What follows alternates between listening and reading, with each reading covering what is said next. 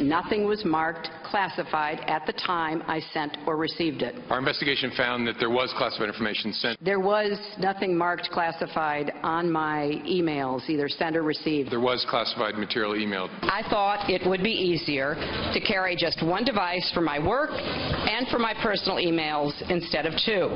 She used multiple devices during the 4 years of her term as Secretary of State. In looking back at our investigations into the mishandling or removal of classified information, we cannot find a case that would support bringing criminal charges on these facts. Well, you've seen many of those clips, or at least portions of them, before, but doubters are looking at them in a whole new light now that the FBI, in a classic Friday holiday document dump, has released its report on its investigation of Hillary Clinton's email practices. It shows a degree of carelessness, her critics would say, that we have not seen before. Let's bring in our panel now. Charles Hurt, political columnist for the Washington Times; Charles Lane, opinion writer for the Washington Post; and syndicated columnist Charles Krauthammer. Charlie, any observations? Well, now we realize why Jim Comey delivered such a scathing non-indictment when he delivered the news that they weren't going to press charges against her.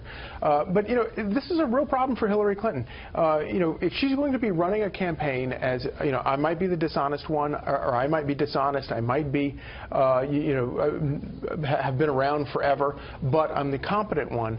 This thing, the ineptitude that is revealed here, and the forgetfulness, which I don't really believe, and then the idea, the degree to which the people, those around her, gave her bad advice, and yet none of them have been fired. She's not, you know, she's not throwing any of them under the bus over this. Something has to give. It is the incompetence here undermines any assertion she could ever make that she is prepared to be president. Chuck, does anything in this report change your mind? Well, I don't think it changes, let's put it more broadly, I don't think it's going to change anybody's mind. I think it's going to sort of reinforce pre-existing positions. And, you know, right now the American people sort of have a negative opinion of Hillary Clinton. She's showing up in the latest USA Today poll at 59%, finding her not honest and trustworthy, which is, you'd think, a terrible number, except when you go a little further in the same poll and you see Donald Trump is at 61% honest and trustworthy. So she has been very lucky in her political opponents, and every time I see something new come out about this email issue, which just seems to sort of eat away at her all the time, I keep thinking to myself, what if the Republicans had nominated someone else for president? How would this be playing out? Because Trump's negatives are even higher than hers, and it's the only thing that's, it's one of the main things holding her up right now. Charles? I think what's striking about what came out today is the brazenness. I mean, everyone knows she lies. William Safire wrote 20 years ago that she was a congenital liar.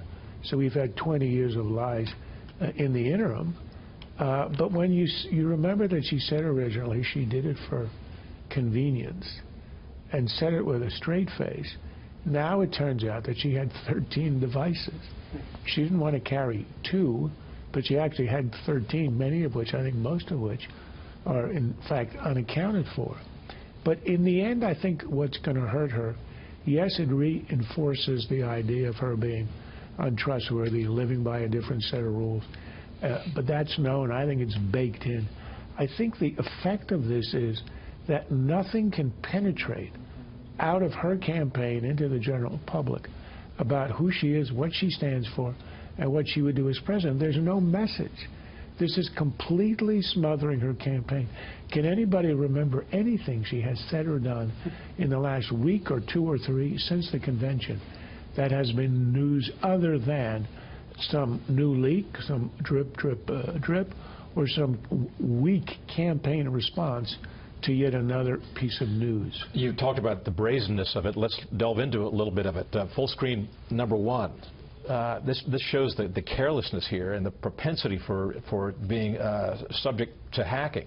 Quote from the report: Clinton received another phishing email purportedly sent from the personal email account of a state official. The email contained a potentially malicious link. Clinton replied to the email stating, quote, "Is this really from you? I was worried about opening it." Everybody knows that if you have a phishing expedition like this, don't open it. it's unclear whether she opened the link, which is a whole different matter. Full screen number 2. A porn email. In a separate incident, Abedin sent an email to Redacted indicating Clinton was worried someone was hacking into her email, given that she received an email from a known associate containing a link to a website with pornographic material. This is the stuff that you watch out for. This is Anthony Weiner at work again.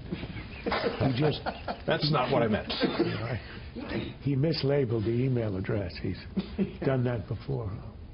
There are also questions, and I'll call up one more full screen from the report itself, about her health. I know that the campaign and many Democrats have completely dismissed this, call it completely out of bounds. But listen to this. Based on her doctor's advice, she could only work at State for a few hours a day and could not recall every briefing she received.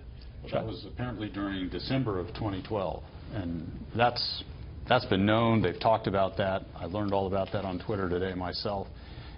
Nevertheless, to have it come up in the middle of the campaign again, and to have her sort of pleading bad health, right, to sort of cite that as a reason she couldn't remember this information or shouldn't be held accountable for that particular moment in the story, it's not a great moment for her because, again, it reinforces this sort of meme that's out there that she's somehow, got something wrong with her health, and it shows her, in a way, hiding behind it to protect herself in this case. And particularly if you're claiming, with the other hand, that to raise the issue of her health is somehow illegitimate. It's precisely the notion that the normal laws of anything simply don't ever apply to them. And then the other thing, going back to the thing about the classifications, she's been in government for a long time. She was in the U.S. Senate for a long time. These things, she couldn't have been oblivious to all of these things. She had to have known exactly what she was doing, or she really is. A friend of mine was joking at the time of Comey's announcement that she was too dumb to prosecute. Well, if she really is that stupid, then that excludes her from being president, just on those grounds. Another point, as we close this, she also said initially at that press conference last year at the United Nations that she had 2 mobile devices. We learned in this report that she had 13 in all. And granted, it could be that some of them broke. She maybe dropped one, had a broken screen, or whatever. Maybe they weren't functioning properly. But then we learned from Catherine Herridge that an aide to Bill Clinton smashed some of them with a hammer. What completely innocent person does that kind of a thing? I don't know.